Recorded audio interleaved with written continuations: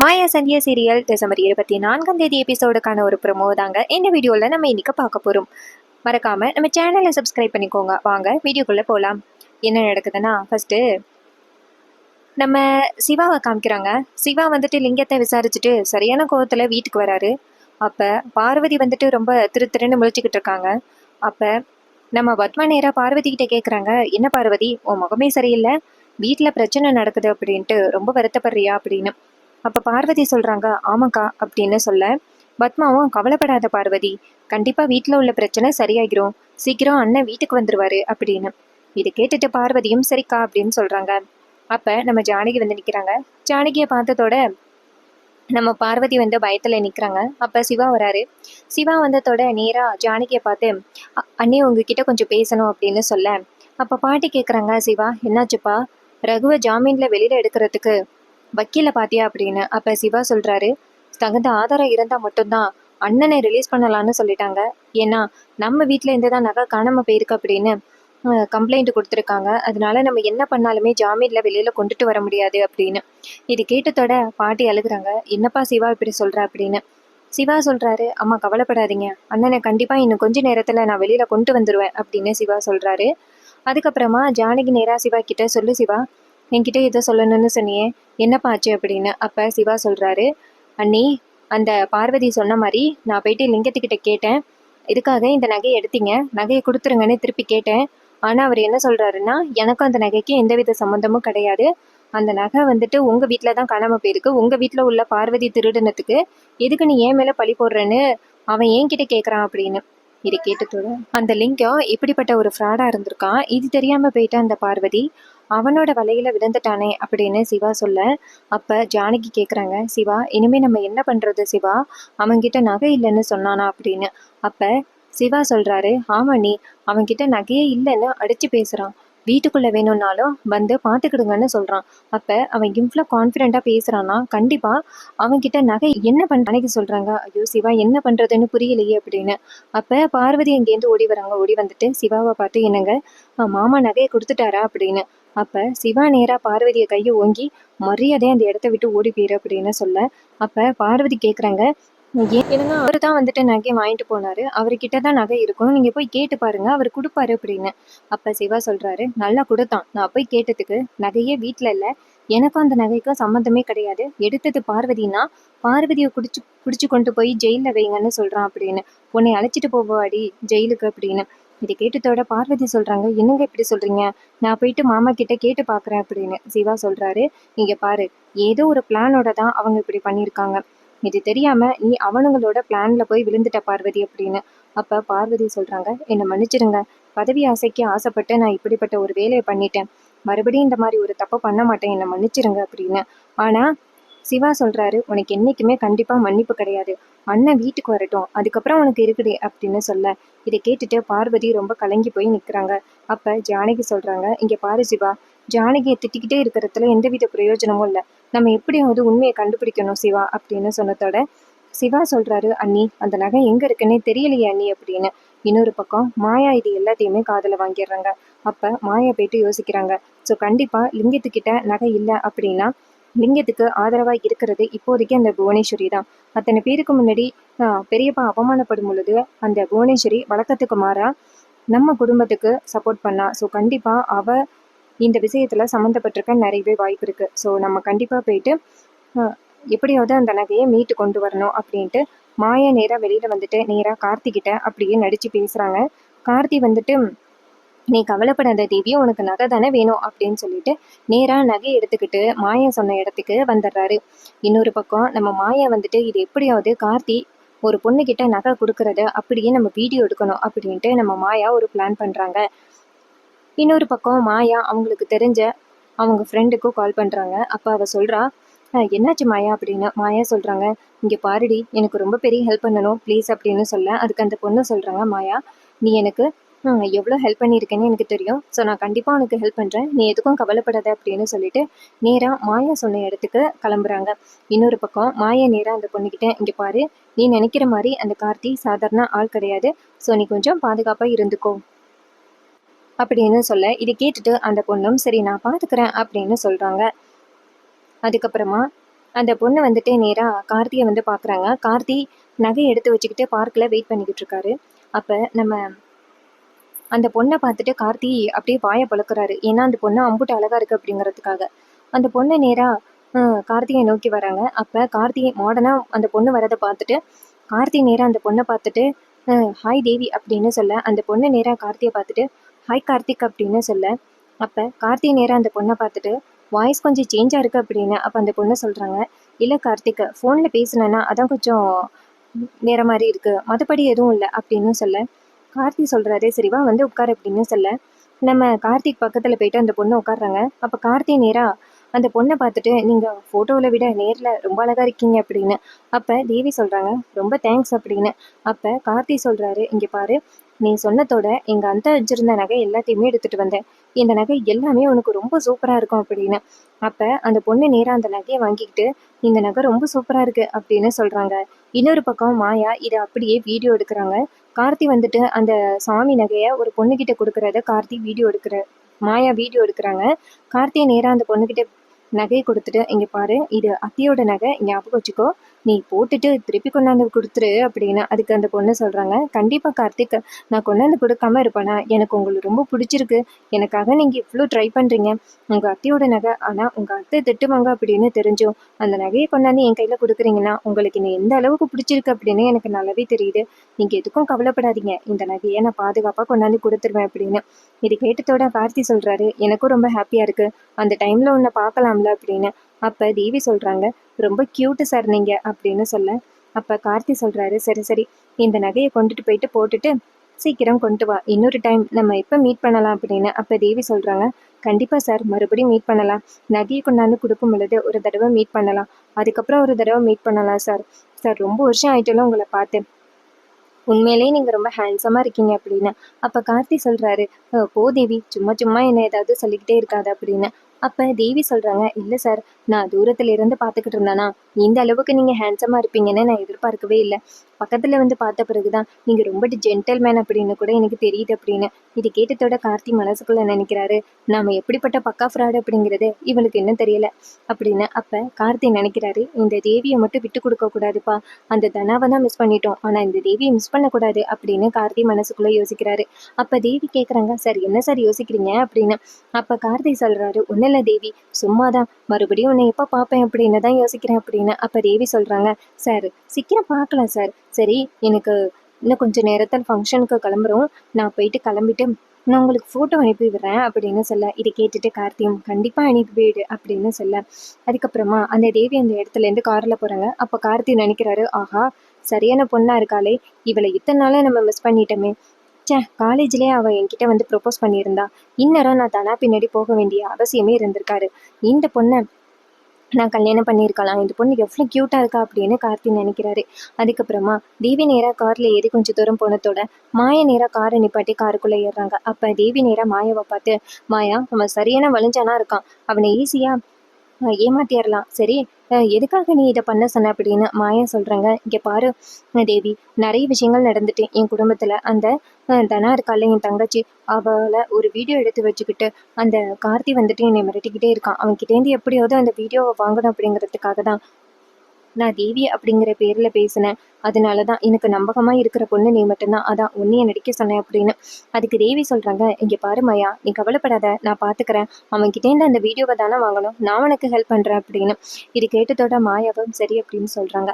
அதுக்கப்புறமா தேவி நேராக மாயா கிட்ட சரி அவன் என்கிட்ட நகையை கொடுக்கும் பொழுது வீடியோ எடுத்தியா அப்படின்னு மாயா சொல்கிறாங்க நான் எடுத்துக்கிட்டேன், அந்த நகையை மட்டும் என் கையில் கூட நான் பார்த்துக்கிறேன் அப்படின்னு சொல்ல, இது கேட்டுட்டு தேவியும் சரி அப்படின்னு சொல்லிட்டு மாயாவோட கையில் நகையை கொடுக்குறாங்க. அதுக்கப்புறமா மாயா வந்துட்டு நேராக தேவி கிட்ட தேவி அந்த கார்த்தி கண்ணில் மட்டும் மறுபடியும் பற்றாத, ஏன்னா அவன் சரியான ஃப்ராடு அப்படின்னு.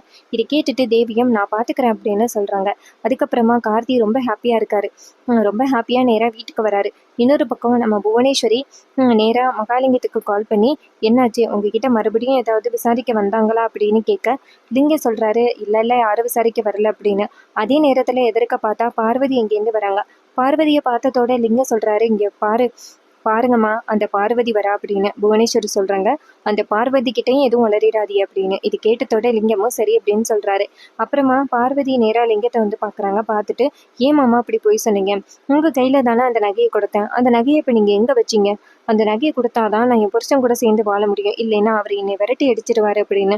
அப்ப லிங்கம் சொல்றாரு, இங்க பாருமா பார்வதி, அவனுங்க இப்படிதான் மிரட்டுவானுங்க, நீ வந்துட்டு ஒத்துக்காத அப்படின்னு. அப்ப பார்வதி சொல்றாங்க, இங்க பாருங்க அண்ணி, அக்கா அடிச்ச அடியில எனக்கு கண்ணெல்லாம் வீங்கி போயிட்டு பாருங்க. நான் அந்த நகையை கொண்டு போய் கொடுத்தே ஆகணும், இல்லைன்னா அவங்க என்னை கொலை பண்றதுக்கு கூட அஞ்ச மாட்டாங்க அப்படின்னு. லிங்கம் சொல்றாரு, இங்க பாரு, இதுக்கே நீ பயந்தா என்ன பண்றது, இன்னும் எவ்வளவோ பார்க்க வேண்டியது இருக்கு அப்படின்னு. அப்ப பார்வதி சொல்றாங்க, இங்க பாருங்க மாமா, என்னாலேலாம் அந்த அளவுக்கெல்லாம் தாங்க முடியாது, தயவு செஞ்சு அந்த நகையை கொடுத்துருங்க அப்படின்னு. லிங்கம் சொல்றாரு, நீ அந்த நகையை கேட்கறது நியாயம்தான், ஆனா அந்த நகை இப்ப என்கிட்ட இல்லையே அப்படின்னு. இது கேட்டதோட தூக்கி வாரி போடுது பார்வதிக்கு. பார்வதி கேக்குறாங்க, அப்ப மாமா அந்த நகையை யாருக்கிட்ட கொடுத்தீங்க அப்படின்னு. லிங்கம் சொல்றாரு, அந்த நகையை புவனேஸ்வரி கிட்ட கொடுத்துட்டேன் அப்படின்னு. இது கேட்டதோட பார்வதி ஷாக் ஆகுறாங்க. எதுக்காக நீங்க பார்வதி அந்த நான் கொடுத்த நகைய புவனேஸ்வரி கிட்ட கொடுத்துங்க அப்படின்னு கேட்க, அப்ப அவர் சொல்றாரு, இங்க பாருமா, எப்படியும் என் வீட்டுல வந்து செக் பண்ணுவாங்கன்னு எனக்கு நல்லாவே தெரியும், அதனாலதான் பாதுகாப்பா இருக்கட்டும் அப்படின்னு புவனேஸ்வரி வீட்டுல கொடுத்துட்டேன். நீ கவலைப்படாத, இந்த பிரச்சனையெல்லாம் முடியட்டும், ரகுராம் 2 நாள் அங்க இருக்கட்டும். இப்போதைக்கு ரகுராம் மேல தானே திருட்டு பட்டம் விழுந்திருக்கு, உன்னதான் யாரும் சந்தேகப்படலையே, அப்புறம் என்ன அப்படின்னு. அதுக்கு பார்வதி சொல்றாங்க, ஜானகி அக்கா சொன்னதுனால தான் இத்தனை நாளும் என் புருஷன் கொஞ்சம் நேரம் அமைதியாக இருக்கான், இல்லைன்னா இந்நேரம் அத்தனை பேருக்கு முன்னாடி நான் தான் அந்த நகையை எடுத்தேன் அப்படிங்கிறத சொல்லி குடும்பத்துக்கு முன்னாடி என்னை ரொம்ப அவமானப்படுத்தியிருப்பான் அப்படின்னு. இது கேட்டதோட நீங்க சொல்றாரு, இங்கே பாரு, அதான் ஜானகியே வந்துட்டு அமைதியாக இருக்க சொல்லிட்டாங்கல்ல, அவங்க மேலே தான் அந்த திரட்டப்பட்டம் விழுந்திருக்கு, நீ கவலைப்படாத, பொறுமையாயிரு அப்படின்னு. அப்போ பார்வதி ரொம்ப கவலையாக நேராக வீட்டுக்கு போகிறாங்க. இன்னொரு பக்கம் மாயா வந்துட்டு நேராக அந்த வீடியோ ஆதாரத்தை எடுத்துக்கிட்டு நேராக ஸ்டேஷனுக்கு போகிறாங்க.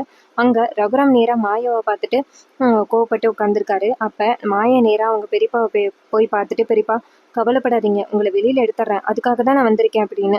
அதுக்கப்புறமா மாயா நேராக போலீஸை போய் பார்க்குறாங்க. போலீஸ் நேராக மாயாவை பார்த்து, சொல்லுமா அப்படின்னு சொல்ல, மாயா சொல்கிறாங்க, இங்கே பாருங்கள் சார், பெரியப்பா மேலே எந்த தப்புமே இல்லை, நீங்கள் வந்துட்டு ஒழுங்காக விசாரிக்காமல் அவரை ஜெயிலில் கொண்டாந்து வச்சுருக்கீங்க அப்படின்னு. அப்போ போலீஸ் சொல்கிறாரு, இங்கே பாருமா, உங்கள் வீட்டிலேருந்து தான் நகை காணாமல் போயிருக்கு, அதுக்கு பொறுப்பு நான் தான் அப்படின்னு ரகுராம் ஐயாவே சொல்லி தான் ஜெயிலில் வந்து இருக்காரு. இதுக்கு மேலேயும் என்ன ஆதாரமாக வேணும்? கிராமத்தில் உள்ளவங்க கம்ப்ளைண்ட் கொடுத்துருக்காங்க, வேற வழி இல்லைம்மா அப்படின்னு. அதுக்கு மாயா சொல்கிறாங்க, இங்கே பாருங்க, பெரியப்பா தானே நகையை திருடினாருன்னு சொல்கிறீங்க, ஆனால் பெரியப்பா கையில் நகையே இல்லை, அந்த நகையை திருடினது கார்த்தி அப்படின்னு. இது கேட்டதோட ரகுராம் அதிர்ச்சி ஆகுறாரு. அப்போ போலீஸ் கேட்குறாரு, கார்த்தியா, யாருமா அந்த கார்த்தி அப்படின்னு. அப்போ மாயா சொல்கிறாங்க, சார், நாங்கள் எப்போவுமே வீட்டுக்குள்ளே சாமி ரூமில் தான் நகையை வச்சுருப்போம், அன்னைக்கு வீடு திறந்து கிடந்துச்சு, அப்போ தான் அந்த புவனேஸ்வரி வீட்டில் புவனேஸ்வரியோட அக்கா பையன், அண்ணன் பையன் கார்த்தின்னு ஒருத்தர் இருக்கான், அவன் தான் வந்து எங்கள் வீட்டுக்குள்ளே வந்து நகையை திருடிட்டு போயிட்டான். இப்போ அந்த நகையை திருடி ஒரு பொண்ணுக்கிட்ட கொடுக்குறத நான் அப்படியே வீடியோ எடுத்து வச்சுருக்கேன், பாருங்க அப்படின்னு சொல்ல, உடனே அவர் அந்த வீடியோவை பார்க்குறாரு. பார்த்ததோட ஆமாம், அம்மனோட நகை மாதிரி இருக்கே அப்படின்னு போலீஸ் கேட்க, அப்போ மாயா சொல்கிறாங்க, நீங்கள் வேணும்னா ஊர் தலைவர்களையும் கூப்பிடுங்க, அந்த புவனேஸ்வரி வீட்டில் உள்ளவங்களையும் கூப்பிடுங்க, யார் தப்பு பண்ணதுன்னு தெரிஞ்சு போயிடும் அப்படின்னு. உடனேயே போலீஸும் சரி அப்படின்னு சொல்லிட்டு நேராக புவனேஸ்வரி வீட்டுக்கு கால் பண்ணுறாங்க. புவனேஸ்வரி ஃபோன் அட்டன் பண்ணி யார் அப்படின்னு கேட்க, போலீஸ் சொல்கிறாரு, இங்கே பாருமா, நான் ஸ்டேஷன்லேருந்து கால் பண்ணுறேன், ஒரு விசாரணைக்காக நீங்கள் ஸ்டேஷனுக்கு வரணும் அப்படின்னு. இதை கேட்டதோட அதிர்ச்சி ஆகுறாங்க புவனேஸ்வரி. புவனேஸ்வரி நேராக பார்த்து, இங்கே பாருங்கள், நீங்கள் கைது பண்ணது ரகுராமன், எதுக்கு எங்களை விசாரிக்கணும்னு சொல்கிறீங்க அப்படின்னு. அப்போ போலீஸ் சொல்கிறாரு, இங்கே வரலைன்னா நாங்கள் போலீஸ் அனுப்புகிற வரி இருக்கோம் அப்படின்னு. இது கேட்டதோட புவனேஸ்வரி சொல்கிறாங்க, சரி நான் வரேன் அப்படின்னு சொல்ல, போலீஸும் சரி, இன்னும் 10 நிமிஷத்தில் நீங்கள் இங்கே வரணும், வரலைன்னா அப்புறம் போலீஸ் வரும் அப்படின்னு. இது கேட்டதோட புவனேஸ்வரியும் சரி நான் வரேன் அப்படின்னு சொல்லிட்டு ஃபோனை கட் பண்ணிவிட்டு நேராக பசுபதி கிட்ட, என்னன்னு தெரியல, போலீஸ் நம்மளை விசாரிக்கணும்னு கூப்பிட்றாங்க அப்படின்னு பசுபதி கேட்குறாரு. ஒருவேளை அந்த பார்வதி போலீஸ்கிட்ட போய் சொல்லியிருப்பாளோ அப்படின்னு புவனேஸ்வரி சொல்கிறாங்க. அப்படி சொல்லியிருந்தா லிங்கத்தை தான் போட்டு கொடுத்துருக்கணும், நம்மளை போட்டு கொடுத்துருக்க வாய்ப்பே கிடையாதே அப்படின்னு. அப்போ பசுபதி சொல்கிறாரு, சரிம்மா, எதுக்காகன்னு போய் கேட்டுட்டு வருவோமே அப்படின்னு. அப்போ புவனேஸ்வரி சொல்கிறாங்க, சரி ஒரு நிமிஷம் இருண்ணா அப்படின்னு சொல்லிட்டு நேராக ரூமுக்குள்ளே போயிட்டு பீரோவில் திறந்து அதில் நகை இருக்கான்னு பார்க்க, அதில் நகை இல்லை. அதை பார்த்ததோட புவனேஸ்வரிக்கு சாக்கு. புவனேஸ்வரி நேராக பசுபதியை கூப்பிட்றாங்க, அண்ணா இங்கே வாண்ணா அப்படின்னு.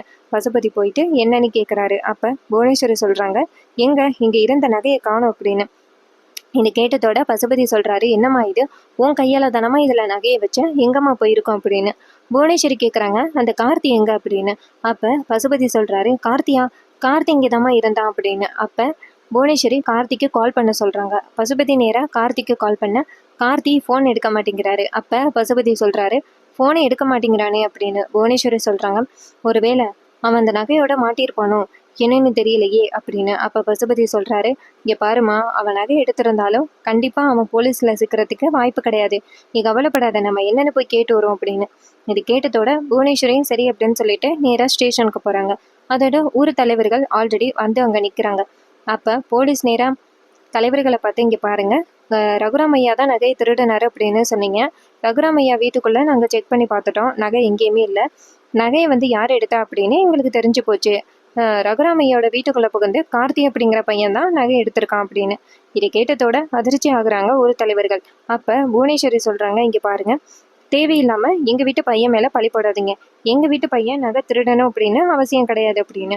அப்போ மாயா நேராக புவனேஸ்வரியை பார்த்து, அப்போ இந்த வீடியோவுக்கு பதில் சொல்லுங்க அப்படின்னு சொல்லிட்டு கார்த்தி இன்னொரு பொண்ணுக்கிட்ட நகையை கொடுக்கறத அப்படியே காமிக்கிறாங்க. அப்போ தலைவர்கள் அந்த நகையை பார்த்துட்டு, இதுதான் சாமியோட நகை அப்படின்னு சொல்ல புவனேஸ்வரி சொல்கிறாங்க, நீங்கள் பாருங்கள், எங்களை அவமானப்படுத்தணும் அப்படிங்கிறதுக்காக எங்கள் வீட்டு பையனை ஃப்ரேம் பண்ணுறாங்க அப்படின்னு.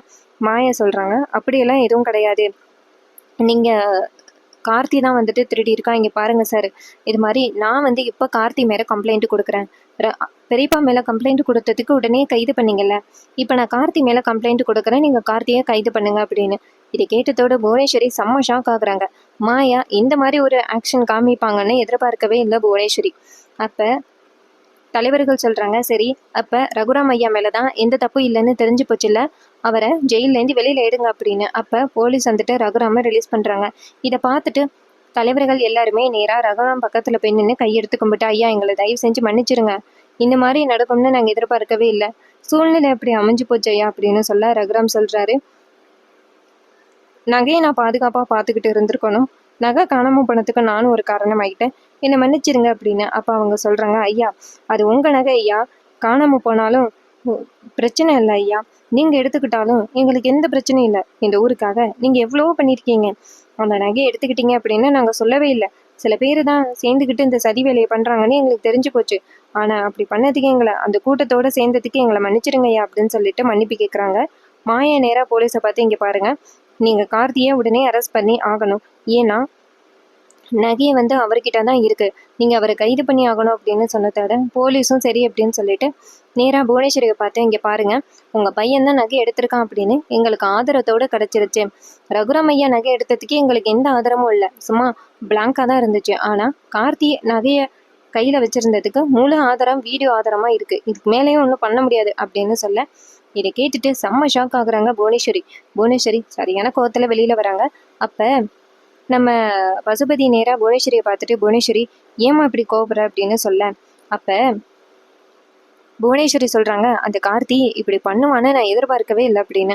அப்போ ரகுராம் சொல்கிறாரு, இங்கே பாருமா புவனேஸ்வரி, வேறு வழி இல்லை, என்ன பண்ணுறது, அந்த கார்த்தி இப்படி பண்ணுவான்னு நானும் எதிர்பார்க்கவே இல்லை, அவன் வீட்டுக்குள்ளே புகுந்து எப்படி தான் நகை எடுத்தானோ, இந்த நகையை வச்சதான் அவனுக்கு எப்படி தெரியும் அப்படின்னு. புவனேஸ்வரி சொல்கிறாங்க, அவன் நகையை எடுத்ததை நான் பார்த்தேன், ஆனால் அவன் இந்த மாதிரி பண்ணுவான்னு நான் எதிர்பார்க்கவே இல்லை அப்படின்னு. இது கேட்டதோட ரகுராம் பசுபதியும் ஷாக் ஆகுறாரு. அப்போ ரொம்பவே சூப்பராக இந்த ப்ரெடிக்ஷன் எப்படி இருந்துச்சுன்னு மறக்காமல் கமெண்டில் சொல்லுங்கள். இதே மாதிரி இனிமேல் அப்டேட்ஸ் வேணும்னா நம்ம சேனலை சப்ஸ்கிரைப் பண்ணிவிட்டு பக்கத்தில் உள்ள பெல் ஐகானை கிளிக் பண்ணிவிட்டு ஆல்னு செட் பண்ணிக்கோங்க. அப்போ நாங்கள் புது புது வீடியோஸ் போடும்பொழுது உங்களுக்கு நோட்டிஃபை வரும். தேங்க்யூ ஃபார் வாட்சிங்.